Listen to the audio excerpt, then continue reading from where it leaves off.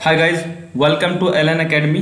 आज का हमारा टॉपिक है पंक्चुएशन मार्क्स, विराम चिन्ह। ये जो मैंने पंक्चुएशन मार्क्स जो लिए हैं वो वही है लगभग जो इंग्लिश लैंग्वेज में सभी यूज होते हैं, बहुत ज़्यादा यूज होते हैं।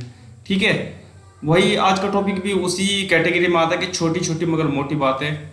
कुछ लोगों को बहुत छोटी चीज़ लगती है, बहुत ज़्यादा इंपॉर्टेंट है, क्योंकि सही चिन्ह सही मार्क्स कहाँ पर लगना है ये नॉलेज होना बहुत ज़्यादा ज़रूरी है हमें। तो गाइज, अगर आपने मेरा चैनल अभी तक सब्सक्राइब नहीं किया है, प्लीज़ सब्सक्राइब एंड लाइक, क्योंकि अगर आप सब्सक्राइब करोगे तो मेरा भी कॉन्फिडेंस बढ़ेगा और मैं भी और ज़्यादा एलन मतलब लर्न समथिंग न्यू, कुछ नए सीखने वाली वीडियो लाता रहूँगा। ठीक है, नहीं तो आदमी फिर डिमोटिवेट हो जाता है कि यार कुछ रेस्पॉन्स नहीं मिल रहा है, लोगों को पसंद नहीं आ रही चीज़, तो फिर क्या करें। ओके, तो पहला अगर हम पंक्चुएशन मार्क देखते हैं वो है क्वेश्चन मार्क, जो कि सबसे आसान है, सबसे आसान पहचान होती है इसके। आप ये देख सकते हो, ये देखिए आप, ठीक है ना।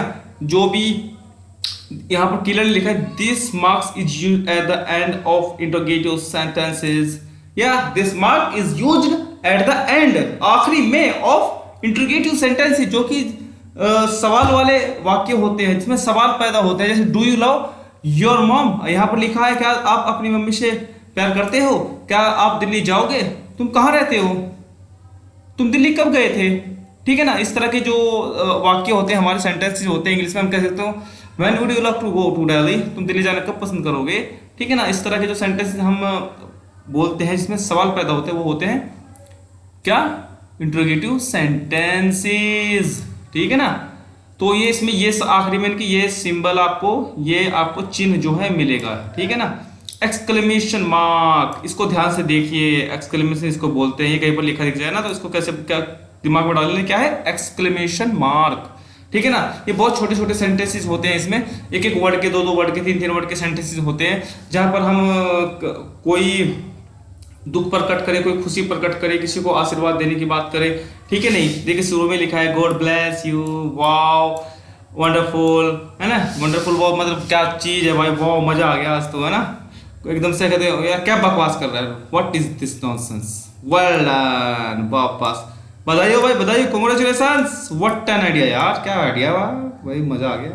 तो ये आप इसमें पढ़ लेना, ये तो मैंने ऐसे एग्जांपल के तौर पर मैं लिख रहा हूँ यहाँ पर मेरा ये जो है ना एक्सक्लेमेटरी जो सेंटेंस है ये पढ़ाने का मकसद नहीं है बिल्कुल भी। ठीक है ना, जो इनकी हिंदी आप देख सकते हो गूगल ट्रांसलेट पर, अगर आपको नहीं किसी की पता है तो। ठीक है, ओके, तो अगला, अभी हम अगले बार चलते हैं, तो हम अगला है फुल स्टॉप।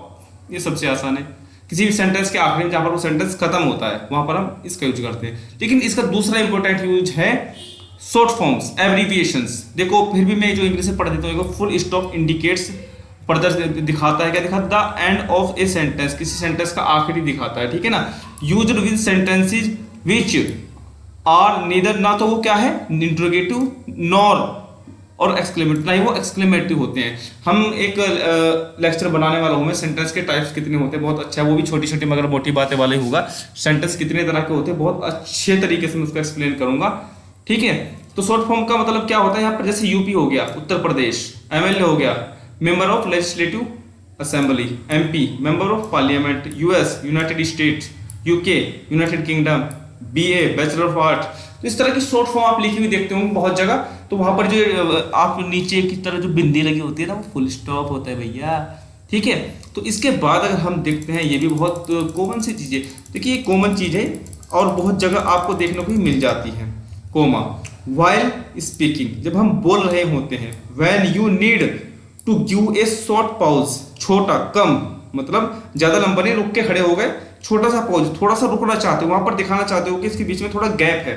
ठीक है ना, थोड़ा सा, तो वहां पर हम किसका यूज करते हैं, कोमा इज यूज्ड। ठीक है ना, I have many friends such as Aman, Amit, Sandeep. मैंने थोड़ा थोड़ा रुका ना यहाँ पर, देख कैसे, if he comes I will not come, अगर वह आता है तो मैं नहीं आऊंगा भाई।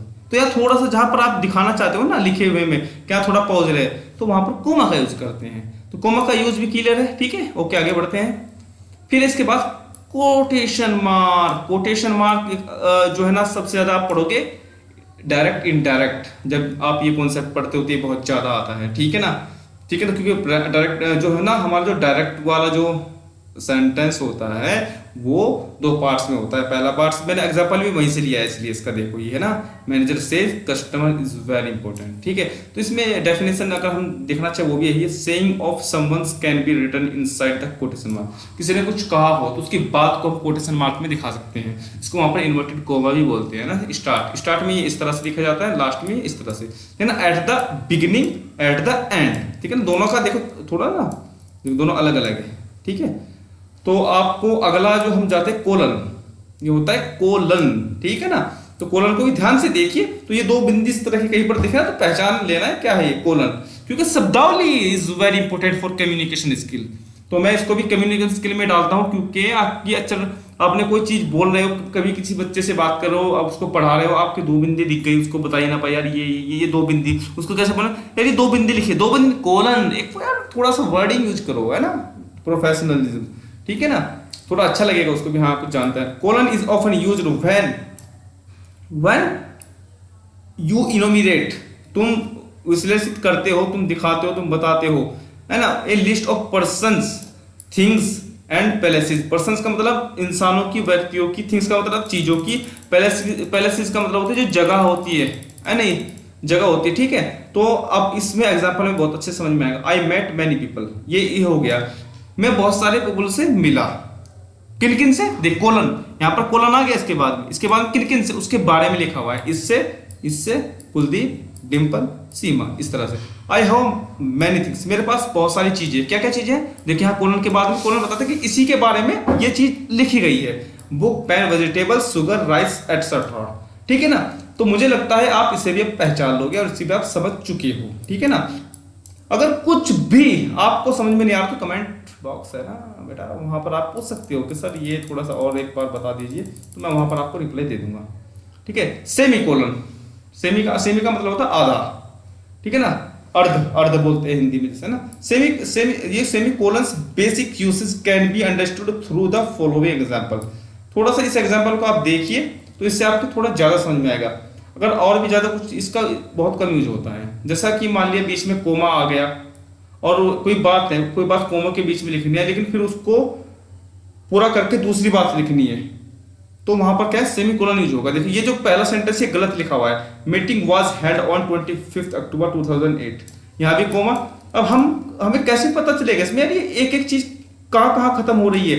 ये डेट्स देखो, 2-3 डेट लिखी है यार, ऐसे इनकरेक्ट है, ये देखो इनकरेक्ट लिखा हुआ है ना यहाँ पर। ठीक है ना, मीटिंग कब हुई थी, इस तारीख में, इस तारीख में, कोमे आ रहे, पता चल रहा कहां से कहां तक क्या लिखा। अब देखो कितना यहाँ पर बी में, देखिए बी में मीटिंग वाज हेल्ड ऑन 25 अक्टूबर 2008, देखिए इसके बीच में कोमा है लेकिन यहाँ पर सेमी कोलन। ओके, यहाँ पर आपका इसी तरह से ये डेट पूरी हो जाती है और इसी तरह से यहाँ पर करेक्ट ही लिखा हुआ है, देखो ये करेक्ट। ठीक है, समझ गए। ओके, आगे बढ़े। लास्ट आपका ये है अपोस्ट्रोफे, बहुत ज्यादा इंपॉर्टेंट है भाई, आजकल मॉडर्न इंग्लिश में जो है ना, तो बहुत ज्यादा इसका यूज हो रहा है। ठीक है, apostrophe generally can be used in two situation. एक है पोजेशन, पोजेशन का क्या मतलब होता है, यहाँ पर किसी चीज का अधिकार बताना, किसी चीज का, यह मेरी किताब है, यह दीपक की किताब है। ठीक है, नहीं यह मेरा भाई है, यह उसकी माँ है, यह दीपक की माँ है। ठीक है ना, यह सलमान की माँ है, तो क्या लिखे, सलमान मदर या मदर ऑफ सलमान। ठीक है, मैं इसको आपको यहाँ पर एक एग्जांपल लिख के दिखा देता हूँ कैसे। देखिए सलमान की माँ है ना, तो कैसे लिखेंगे, SALMAN सलमान। ठीक है ना, अपोस्ट्रोफी ऊपर लगा देते हैं, फिर इसके बाद एस लगाते हैं, ये हो गया मदर, MOTHER। ठीक है ना, सलमान मदर। देखिए ये अपोस्ट्रोफी का यूज यहाँ पर हो गया आपका। ठीक है ना, जो ऊपर ये लगा हुआ है, देखिए इस तरह से यहाँ दिखाया हुआ है। ठीक है, तो क्लियर है आपको, मुझे लगता है ये। तो आगे बढ़ते हैं, दूसरा यूज क्या है, to make two words one of these words need to be helping verb और वन ईदर ए प्रोनाउन और नॉट। ठीक है, नहीं तो क्या हो गया, एक तो नोट, एक प्रोनाउन और एक वर्ब। इसमें 2-3 चीजें आती है जिनको हम देखो, हम डज नॉट पढ़ते हैं प्रेजेंट इंडेफिनिट में, तो इसको शॉर्ट फॉर्म में आजकल स्पीकिंग में होता है डजंट, इज नॉट, यहाँ पर नॉट छुटा हुआ है, यहाँ इज नॉट आएगा। ठीक है, इज नॉट को कहते हैं इजंट। ठीक है ना, इज नॉट है। ठीक है, थोड़ा यहाँ पर नॉट भूल के हम लिखना है यहाँ पर, नो प्रॉब्लम, लेकिन हमने बता तो दिया है ना। Okay, I have, I, you are, your. देखिए यहाँ पर ये क्या है, प्रोनाउन है, हेल्पिंग वर्ब है। ठीक है ना, यहाँ पर है क्या, हेल्पिंग वर्ब है, नोट है। तो ये इसमें यहाँ पर यही चीज यहाँ पर इसने बताई जो ये ऊपर लाइन लिखी हुई है। ठीक है, तो थैंक यू वेरी मच, आज के लिए इतना ही था। ओके बाय, मुझे नहीं लगता कुछ और बताने की जरूरत है। Okay bye. आप मिलेंगे सब्सक्राइब और लाइक तो जरूर बनता है।